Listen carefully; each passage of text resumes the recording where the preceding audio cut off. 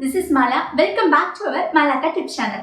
So, இன்னைக்கு நம்ம video என்ன பார்க்க போறோம் அப்படினா, இன்னைக்கு வந்து ஒரு சூப்பரான டேஸ்டியான ஒரு ரெசிபி தான் நம்ம பார்க்க போறோம். இந்த ரெசிபி பத்தி சொல்லணும் அப்படினா, இது வந்து நம்ம வந்து சப்பாத்திக்கு வந்து சூப்பரான சைட் டிஷ் அப்படினு சொல்லலாம். ரொட்டிக்கு வச்சு சாப்பிடலாம், ஈவன் ரைஸ் கூட வச்சு சாப்பிடலாம். ரொம்பவே டேஸ்டா இருக்கும்.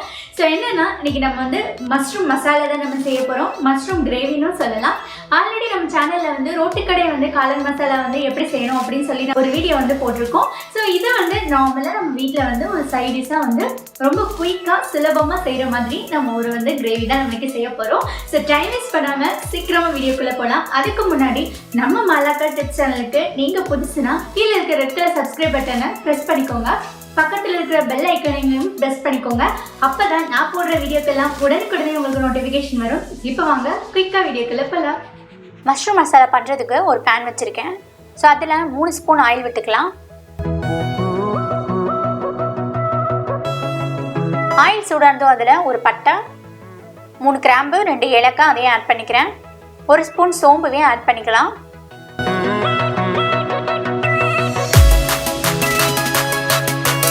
இப்போ இது கூட ஒரு 3 மீடியம் சைஸ் பல்லாரியை ஆட் பண்ணியிருக்கேன். தேவையான அளவு உப்பு சேர்த்தனா பல்லாரி சீக்கிரமாக வந்துடும். இப்போ இது கூட 1 டீஸ்பூன் இஞ்சி பூண்டு பேஸ்ட்டையும் நான் ஆட் பண்ணியிருக்கேன். இஞ்சி பூண்டு பேஸ்ட்டு பச்சை வாசனை போகிற வரைக்கும் நம்ம வதக்கிக்கலாம். இது கூட 1/4 டீஸ்பூன் மஞ்சள் பொடி, 1/2 டீஸ்பூன் மிளகு பொடி, 1/2 டீஸ்பூன் ஜீரகப்பொடி, 2 டீஸ்பூன் காஷ்மீரி மிளகாய் தூள், 1 டீஸ்பூன் கொத்தமல்லி பொடி, 1/2 டீஸ்பூன் கரம் மசாலா எல்லாத்தையும் சேர்த்து நல்லா மிக்ஸ் பண்ணிக்கலாம். உங்கள் காரத்துக்கு தகுந்த மாதிரி நீங்கள் வந்து மிளகாய் தூள் ஆட் பண்ணிக்கோங்க. இப்போ இதில் நான் 2 தக்காளி இந்த மாதிரி அரைச்சி வச்சுருக்கேன், அதையும் ஆட் பண்ணிக்கலாம். இந்த தக்காளியோட பச்சை வாசனை போகிற வரைக்கும் நம்ம வதக்கிக்கணும். கொஞ்சம் நேரம் அதை மூடி வச்சோன்னா, சிம்மில் வச்சு மூடி வச்சோன்னா அது நல்லா வந்து பச்சை வாசனை வந்து போய் நல்லா வெந்துடும்.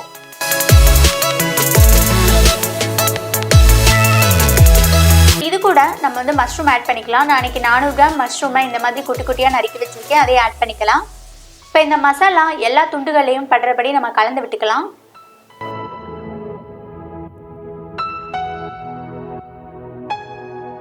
இதை கொஞ்ச நேரம் மூடி வச்சு நம்ம வேக வைக்கலாம். ஒரு 10 நிமிஷம் மூடி வச்சு வேக வச்சோன்னா அதில் உள்ள தண்ணியே வெளியேறி நல்லா வெந்துடும்.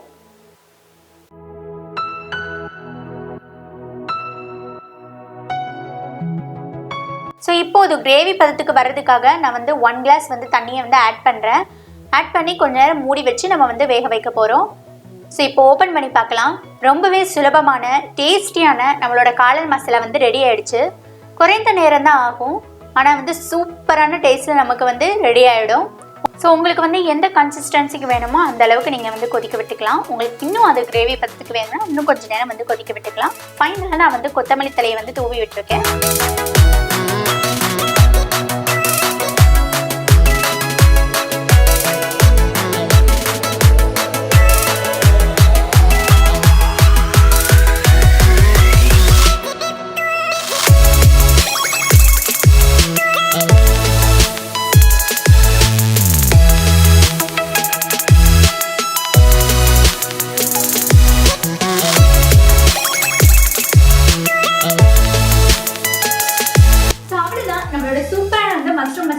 ரொம்ப குறைவான நேரத்தில் சூப்பரான சுவையில் வந்து ரெடி ஆகிடுச்சு. ரொம்பவே டேஸ்ட்டாக இருக்குங்க. நீங்கள் வீட்டில் வந்து ட்ரை பண்ணி பாருங்கள்.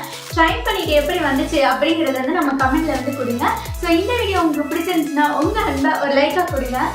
இந்த வீடியோவை உங்கள் ஃப்ரெண்ட்ஸ்க்கு வந்து ஷேர் பண்ணுங்கள். ஸோ மீண்டும் ஒரு அரிய தகவலுடன் அடுத்த வீடியோ உங்களை சந்திக்கிறேன். சரா.